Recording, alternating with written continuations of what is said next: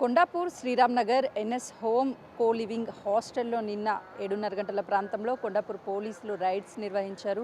ఇందులో గంజాయి అమ్ముతున్నటువంటి ఇద్దరు వ్యక్తులను కూడా పోలీసులు అదుపులోకి తీసుకున్నారు. ప్రస్తుతం మనం విజువల్స్లో చూడొచ్చు.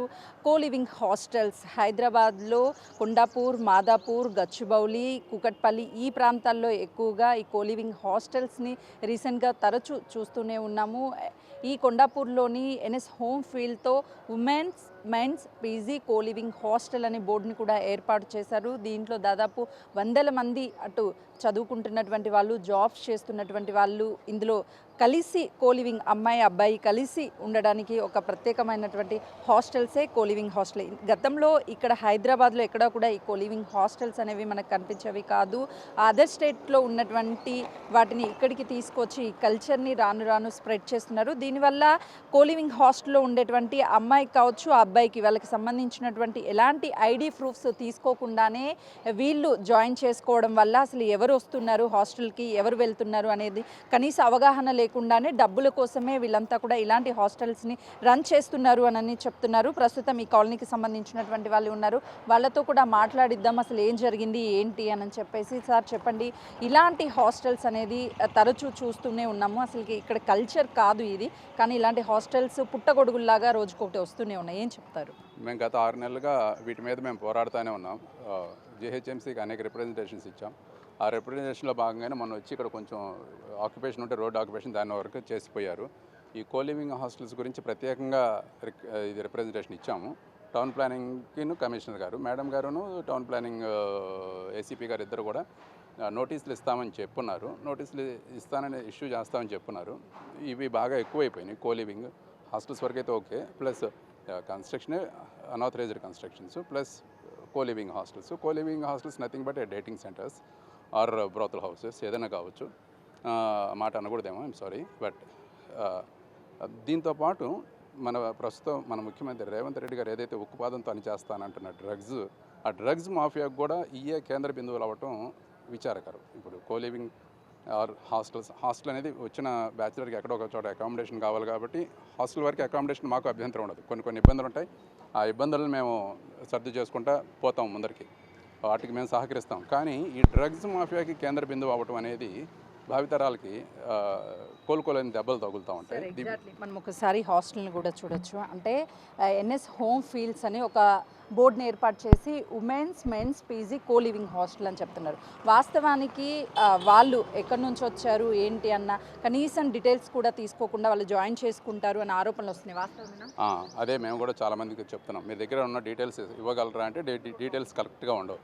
వీళ్ళ దగ్గర డీటెయిల్స్లో వాళ్ళు కో లివింగ్ అనేది వైఫ్ అండ్ హస్బెండా, లేకపోతే ఎవరెవరో ఒక అమ్మాయి ఒక అబ్బాయి, వాళ్ళ రిలేషన్ ఏంటి, ఇద్దరు ఒక అమ్మాయి అబ్బాయి వేరు వాళ్ళు ఇక్కడ కలిసి ఉంటున్నారంటే వాళ్ళిద్దరికి రిలేషన్ లేకుండా కలిసి ఉన్నారంటేనే మనకి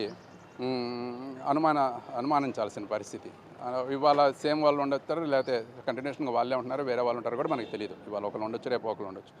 సుప్రీంకోర్టులో ఏదో చిన్న జడ్జిమెంట్ని మూలంగా తీసుకొని వీళ్ళు ఈ విధంగా చేస్తామంటాం బాధాకరం. అసలు వీళ్ళ దగ్గర డీటెయిల్స్ ఉండవు, వీళ్ళు ఏ విధంగా మెయింటైన్ చేస్తున్నారు అనేది కూడా చెప్పలేని పరిస్థితుల్లో ఉంటున్నారు వాళ్ళు. చెప్పండి, అంటే ఏ టైంకి తెలిసింది ఇందులో గంజాయి అమ్ముతున్నటువంటి వాళ్ళు ఉన్నారని పోలీసులకు సమాచారం ఎవరు? అది తెలియదమ్మా, వాళ్ళే ఏమన్నా ఎంక్వైరీ ద్వారా వచ్చారో ఏమో తెలియదు.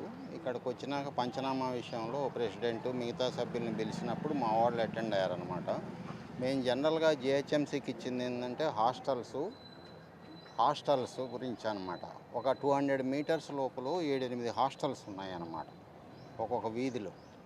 ఈ విధంగా హాస్టల్స్ పెరిగిపోయి రెసిడెంట్స్ ఉండటానికి వీల్లేని విధంగా ఉన్నాయి. పైపెచ్చి ఏంటంటే రోడ్డు ఎంక్రోచ్ చేసేసి అటు హాస్టల్ ఇటు హాస్టల్ ఉన్నప్పుడు 30 ఫీట్ రోడ్డు 10 ఫీట్ రోడ్డు కింద మారిపోయిన పరిస్థితులు ఉన్నాయి.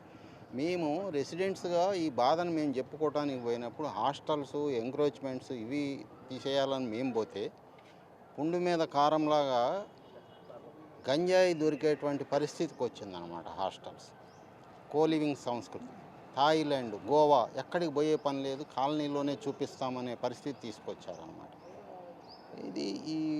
దీని మీదనే సఫర్ అవుతూ ఉన్నాం అనమాట. సరే, ఎగ్జాక్ట్లీ చెప్పండి, ఎందుకనంటే ఈ కో లివింగ్ హాస్టల్స్ అంటే అమ్మాయిలు అబ్బాయిలు ఉంటారు, అబ్బాయిలు అమ్మాయిలు ఉంటారు.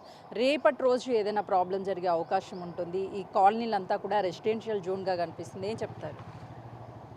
ముఖ్యంగా చెప్పాలంటే బిగ్ టీవీ, ఎలక్ట్రానిక్ మీడియా నుంచి మీరు మా కాలనీకి వచ్చి మా బాగోగుల గురించి వచ్చినందుకు కృతజ్ఞత తెలియజేసుకుంటూ ఈరోజు ఇక్కడ జరిగేటువంటి అసంఘటిత కార్యక్రమాలు ఏదైతున్నాయో దాన్ని అడ్డుకట్ట చేసేందుకు శ్రీరామ్నగర్ కాలనీ వెల్ఫేర్ అసోసియేషన్ మొదటి నుంచి కృషి చేస్తుంది. దానిలో భాగంగా నిన్న జరిగినటువంటి ఇష్యూ కానివ్వండి, ఇక్కడ చుట్టుపక్కల మీరు ఇదివరకు చేసినటువంటి రికార్డింగ్ కానివ్వండి, జిప్టో కానివ్వండి, రోడ్స్ ఎంక్రోచ్మెంట్ కానివ్వండి, హాస్టల్స్ యొక్క పరిస్థితి కానివ్వండి, మీరు చాలా బాగా స్పందించారు. మాతో సహకరించినందుకు ఇక్కడ కోలివింగ్ హాస్టల్స్ అనేది అది ఒక దుర్మార్గమైన ఆలోచన. ఈరోజు దేశం ఏ పరిస్థితికి పోతుంది, ఏమవుతుంది, యువత తరం ఎటు పోతుంది అనేది తెలియనటువంటి పరిస్థితి.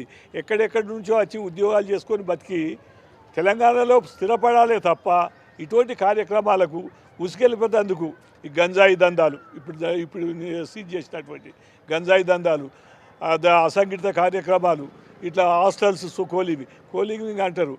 ఆమె ఎవరో తెలియదు, ఈయనెవరో తెలియదు. ఇక్కడ రూమ్ ప్రొవైడ్ చేస్తారు. అకామిడేషన్ ఏంది, ఓనర్ ఎక్కడో ఉంటాడు, ఓ 5 కోట్ల 10 కోట్ల బిల్డింగ్ కట్టుకుంటాడు, వాడికి రెంట్కి ఇచ్చి వెళ్ళిపోతాడు. ఇక్కడ ఇచ్చే టెనెంట్కు ఆయన యొక్క స్టాటస్ ఏంది, ఆయన ఏం బిజినెస్ చేస్తాడు అనేది అజమాయిషీ లేదు. పోలీస్ డిపార్ట్మెంట్ కూడా ఏదైనా కంప్లైంట్ అయినప్పుడు స్పందిస్తాను. మీడియా అంటే మాకు ఎప్పుడంటే అప్పుడు సహకరిస్తున్నారు. కాబట్టి ఇటువంటి కోలివింగ్ కల్చర్స్ను పత్రికాముఖంగా ఎలక్ట్రానిక్ మీడియా ద్వారా ప్రజలకు తెలియజేస్తూ భారతదేశంలో ఉన్నటువంటి సంస్కృతిని కాపాడాలని మేము విన్నవించుకుంటాం. సార్ చెప్పండి, వాస్తవానికి తల్లిదండ్రులు చాలా నమ్మకం మీద పిల్లల్ని సిటీకి పంపిస్తూ ఉంటారు. ఇక్కడికి వచ్చి వేరొక అబ్బాయితో అమ్మాయి ఉండడం కానీ, అమ్మాయి మ్యారేజ్కి ముందు అబ్బాయితో ఉండడం, ఇలా ఉన్నటువంటి విషయాలు ఇలా కుటుంబ సభ్యులకి తెలుస్తాయా? ఇదంతా ఇంటర్నల్గా జరుగుతూ ఉంటుంది అనుకుంటున్నాను. డెఫినెట్గా ఇది మాత్రం మంచి సాంప్రదాయం కాదమ్మా. వాళ్ళు మరి తెలిసి చేస్తారో తెలియకుండా చేస్తారో తెలియదు. మరి తల్లిదండ్రులకి కనెక్షన్ అనేది ప్రశ్నార్థకమే. కానీ మాకు పరిస్థితి ఎట్లా ఉందంటే, ఇక్కడ కాలనీలో రిటైర్మెంట్ అయిన తర్వాత ఇక్కడ పీస్ఫుల్గా చక్కగా బొటానికల్ గార్డెన్ ఉంది, వాకింగ్ చేసుకోవచ్చు, హ్యాపీగా ఉండొచ్చు అని చెప్పేసి ఇల్లు కట్టుకొని ఉన్నాము. 5-6 సంవత్సరాల నుంచి హ్యాపీగానే ఉంది. కానీ గత 2-3 సంవత్సరాల నుంచి పరిస్థితి కంప్లీట్గా సినారియో మారిపోయింది. ఇటు మరి ఈ హాస్టల్ సంస్కృతి రావటం వల్లనే ఇట్లాగే జరుగుతుంది. మేము గంజాయి దాకా పోలేదు, కానీ ఈ కోలివింగ్ గురించి, పార్కింగ్ ప్రాబ్లమ్స్ గురించి, ఈవినింగ్ ఆడవాళ్ళు నడవటం ఇబ్బందిగా ఉంటుందని ఆలోచించాం. కానీ గంజాయి కూడా దొరికిందంటే అది ఎంత తీవ్రమైన పరిస్థితి అనేది మాకు ఇప్పుడు అర్థమవుతుంది. మేము కూడా మా అసోసియేషన్ తరఫున ఇంకా మా ప్రతిఘటనని తీవ్రతరం చేసి ఇంకా కొత్తగా ఇక హాస్టల్స్ అనేవి రాకుండా మేము అధికారులని గట్టిగా అడుగుదాం అనుకుంటున్నాం. అంటే వాస్తవానికి ఇక్కడంతా రెసిడెన్షియల్ జోన్ కనిపిస్తుంది, ఫ్యామిలీస్ ఉంటాయి. ఈవినింగ్ అయితే ఇక్కడ అట్మాస్ఫియర్ ఎలా ఉంటుంది? ఆల్రెడీ మీ అందరినీ చూస్తే రిటైర్డ్ ఎంప్లాయీస్లో ఉన్నారు, ఒక పీస్ఫుల్ లైఫ్ని కోరుకుంటారు, బయటికి వస్తూ ఉంటారు. అలాంటి టైంలో ఎలాంటి డిస్టర్బెన్స్ ఉంటుంది ఇక్కడ? ఇది కంప్లీట్గా రెసిడెన్షియల్ జోన్ అమ్మా. దీంట్లో అసలు హాస్టల్ పెట్టడం అన్నదే తప్పు. ఇప్పుడు పెట్టిన తర్వాత ఏదో నార్మల్గా ఏదో హాస్టల్ పెడితే పిల్లలు కూడా సహాయం పడుతుంది కదా అని చెప్పి మేము కూడా కొన్ని రోజులు చూసి చూడనట్లు ఉన్నాం. కానీ అసలు మా ఇంట్లో ఆడపిల్లలే రావడం పోవడం కూడా ఇబ్బంది అయినప్పుడు మేము బయటకు వచ్చాం. కానీ ఇంత పెద్ద ఇది ఉంటుంది, గంజాయి తీసుకొచ్చి అమ్ముతారు, డ్రగ్స్ అమ్ముతారు అన్న విషయం మాకు తెలియదు. కానీ చాలా ఇబ్బందిగా ఉంది. మా పిల్లలు రాని కానివ్వండి, ఆడపిల్లలు తిరగని కానివ్వండి, ఆడవాళ్ళు ఏజ్డ్ వాళ్ళు కూడా తిరగాలంటే భయపడుతున్నారు. ఈ పిల్లలు ఏంటంటే అర్ధరాత్రులు ఏదో బైక్ల మీద పెట్టడము, ఇక్కడ మధ్యలో రోడ్ల మీద అంత న్యూసెన్సే. కానీ అసలు నివాసయోగ్యంగా లేదు ఇక్కడ, ఆ విధంగా తయారైపోతుంది. దయచేసి మీడియా ద్వారా గవర్నమెంట్కు మా రిక్వెస్ట్ ఏంటంటే, ఎంత తొందరగా అయితే అంత తొందరగా హాస్టల్స్ తీయించేస్తే మేము హ్యాపీగా జీవించగలుగుతామని మా విజ్ఞప్తి.